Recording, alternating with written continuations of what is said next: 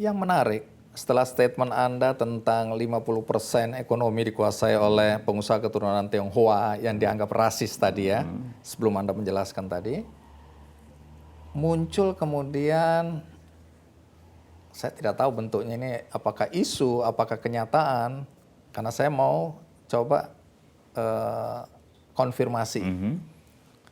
Sekitar tahun 1967-68, ketika Anda jadi ketua HMI Makassar. Ya, 67. 67. Anda memimpin pembakaran gereja, biara, vihara, dan rumah-rumah ibadah non-muslim. Ya. Sebagai ketua HMI Makassar. Ini muncul di permukaan. Yang munculkan itu ada Ormando. Nah, saya jelaskan ya. Ini kan peristiwa 56 tahun lalu. 56 tahun lalu. Jadi, saya kira sebagian besar orang lupa. Jadi ceritanya begini. Ada seorang guru Kristen di sekolah Kristen ditemukan merobek-robek Al-Quran. Dan kemudian dibenarkan oleh polisi. Setelah diperiksa. Orang berdemo. Besar-besar. Saya bilang jangan. Saya panggil semua orang sesi pemuda. Waktu itu saya ketua KMI. Jangan bikin itu. Berbahaya. Nanti kita lusa bikin demo besar kegubernuran. Untuk menerima protes. Atau ke Kapolda. Saya hubungi Panglima. Saya datang. Pas Jenderal Sulihin. Saya boleh tanya sama dia. Pak, ini keadaan sulit dan bahaya. Jadi kita mau bikin delegasi besar demo untuk kemusbidah agar orang ini dihukum. Saya ke Kapolda, lupa saya Kapoldanya waktu itu. Dia sedang main tenis, karena agak sore. Pak, sambil main tenis saya, karena semua kenal baik. Oh ya, terserah gubernur. Nanti atur aja dengan gubernur. Kita ikut. Saya ke rumahnya gubernur, karena itu sudah Pak Lamo. Pak Gubernur persis mau naik mobil, mau ke daerah. Terus dia bilang, itu kira-kira hari Jumat itu. Hari Jumat atau Sabtu, lupa saya. Terus, dia bilang, saya ini mau berangkat ke Depenrang, saya ingat betul Depenrang. Hari Senin aja. Saya minta hari Sabtu. Waktu itu hari Sabtu masih hari kerja, beda sekarang.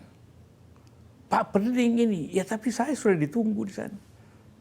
Dari Sabtu kasih tahu Panglima dan Kapolri hari Sabtu aja. Jadi sore saya kumpul lagi teman. Hari Senin atur. Saya baru kawin waktu itu. Jadi ada acara saya sekeluarga untuk bawa istri ke kampung di Bone untuk diperkenalkan ke keluarga. Istri saya sudah berangkat. Jadi saya nyusul hari itu karena pikir saya tunggu hari Senin. Dengan pesan, jangan macam-macam. Saya berangkatlah saya, sore-sore hari. Sampai di Bone tengah malam. Terus, saya dikasih tahu, kamu ibu saya apa macam-macam. Kau dipanggil lewat radio. Waktu itu kan belum ada handphone, belum ada telepon. Jadi kalau pengumuman dipanggil lewat radio, RRI. Jadi, saya sukalah agar dipanggil menghadap ke Kodam.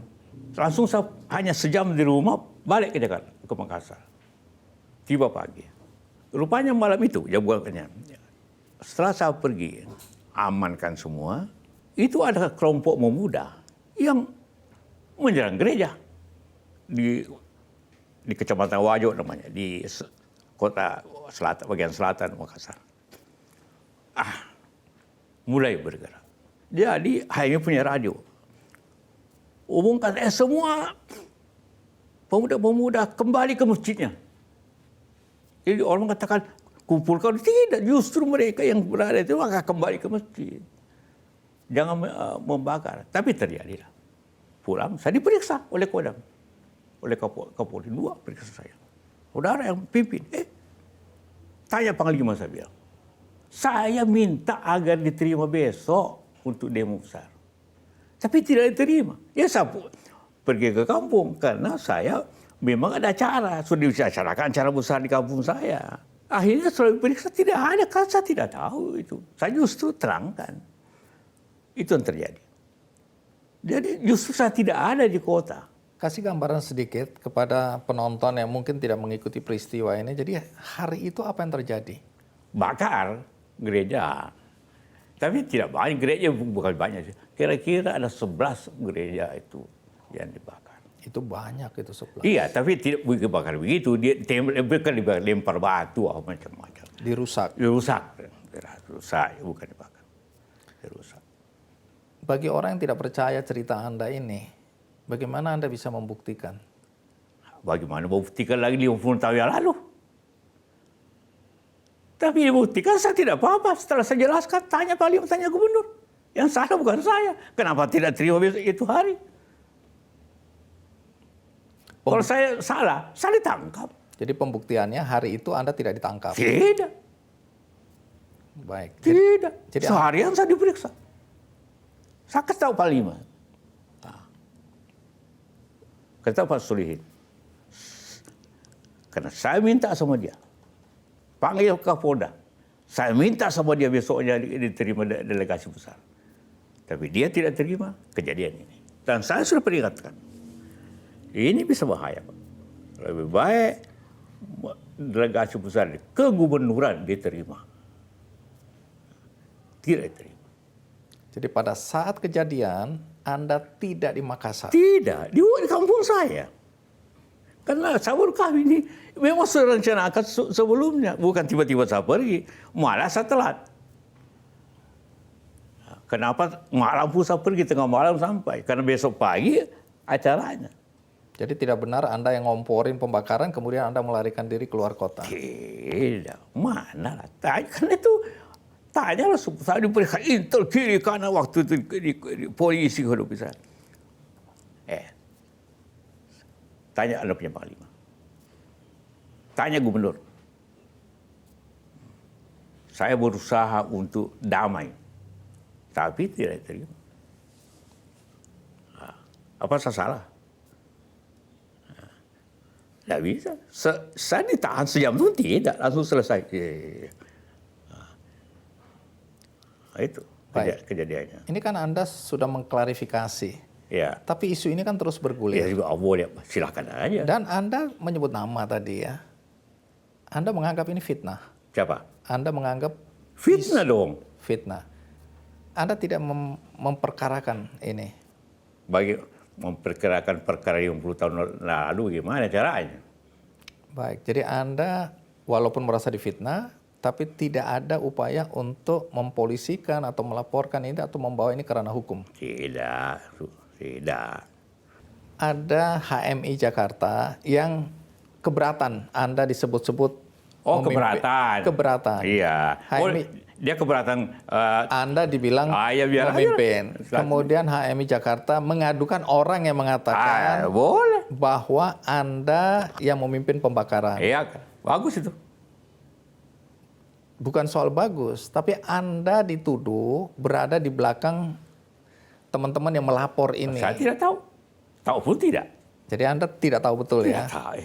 Bukan tidak tahu betul, tidak tahu. Yang mencurigai Anda mengatakan, kalaupun bukan Anda yang menyuruh, paling tidak Anda mengizinkan mereka. Jangan mengizinkan, tahu pun tidak. Baik, jadi Anda tidak tahu sama tidak sekali. Tahu ya? sama sekali. Bahwa dia mungkin marah kenapa saya dituduh begitu. Bagus itu. Ada orang yang solider, orang yang suka fitnah-fitnah itu. Jadi Anda mendukung ini sebenarnya? Apa? Mendukung bahwa ada yang mengadukan orang yang menuduh Anda ini? Saya tidak mendukung apa karena saya tidak tahu ya. Tapi artinya kalau begitu silakan aja. Jadi setelah tahu Anda mendukung? Mendukung tidak, bukan maksud mendukung aja silakan. Oke.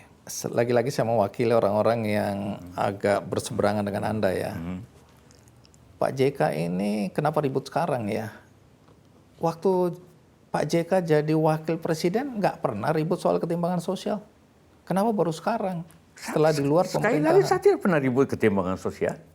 Kapan itu? Baik. Karena saya tahu orang miskin sih dulu banyak. Saya lanjut ya. Ya. Statement atau pernyataan-pernyataan Anda yang kontroversi. Ya.